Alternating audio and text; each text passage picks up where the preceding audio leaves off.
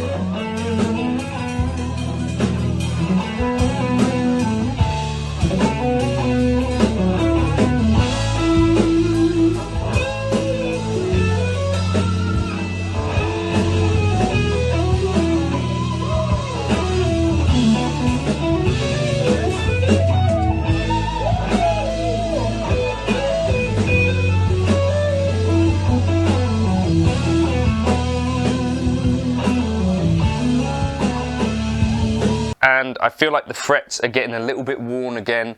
I had Monty's do a fret job for me, but I don't think it's got another fret crown in it. I think at this point it would need potentially re-fretting the next time that it needs attention. I'm sort of dreading that because I don't like the idea of this not being sort of in my house. So the last time I gigged this was actually through Mick from That Pedal Show's rig. I did a video on this if you've not seen it, but his rig at the time was a TS1, so a 2-rock TS1, and ahead of that he had the, what's it called, the Nordvang Gravity, which is like a tube screamer and a clon in one pedal. And then he also had the UA delay pedal. I'll flash it up here. But that was the last time that I gigged it. So Jake Loosemore, good buddy of mine, did these gigs at the Firehouse, and one of them, the Firehouse in Exeter, we're actually playing there again next month, I believe, in November, if you're looking for something to do. Anyway, it's like a cool little venue, but basically he called me and Mick up to play some tunes and that sort of thing.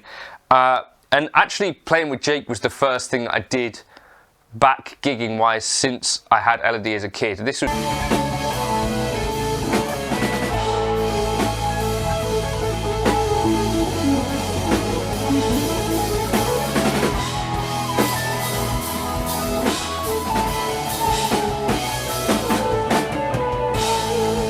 yeah, I decided that I had a gig with Jake on Saturday and also Friday, but on Saturday it was a wedding, a family wedding of Jake's, and I kind of got my normal 2 tellies in the cupboard, and I was like, right, what should I take? Because I knew that this is like a decent venue with, you know, people that can be trusted and stuff like that. So I was like, right, well, I can take my guitar. I've got a new guitar case actually as well, the Reunion Blues, which I've kind of got just one video coming up on, because I think this is something to think about, like where you've got a precious guitar to you, you know, chucking it in a £35 gig bag like I did for years, probably actually a really stupid idea.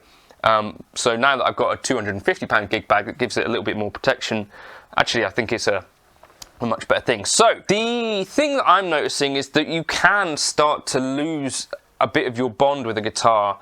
Over time, I find that the action on guitars can change a bit. Like, so in winter particularly, I think it goes a little bit flatter for some reason.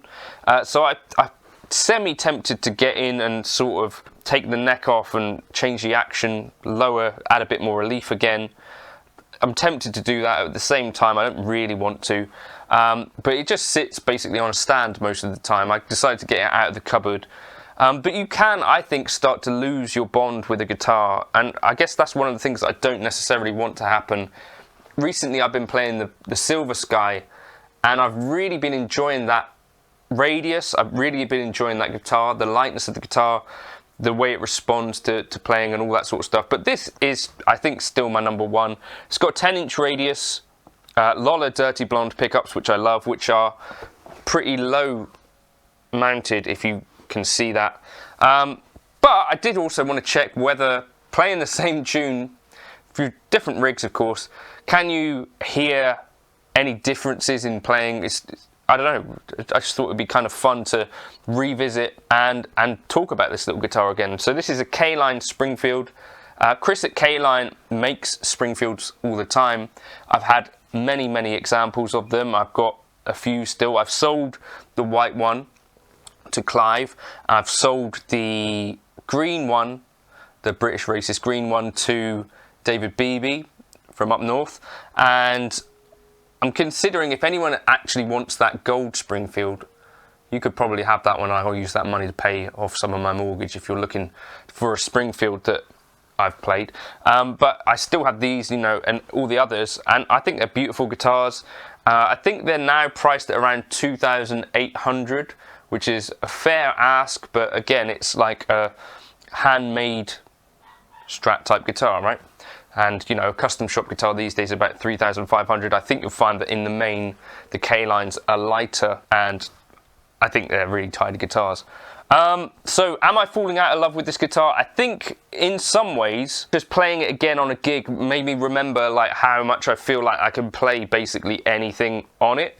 The one sort of downside for me is because this has got 10s on it and slightly lower action versus the PRS Silver Sky, which has got 9.5s on it and has a bit of a higher action than this. The bends actually feel, and with the 10-inch radius, feel a little bit more difficult to get off, and because the trem kind of starts to pull a bit towards the top of your bend is where it kind of is a bit unpredictable to me still. And that's one of the things that Keith Urban and John Mayall were talking about, where, you know, a player that only plays one guitar is sure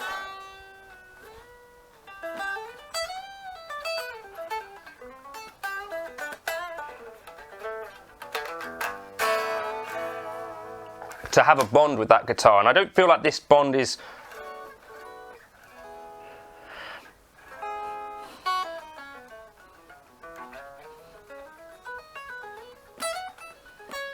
quite what it once was.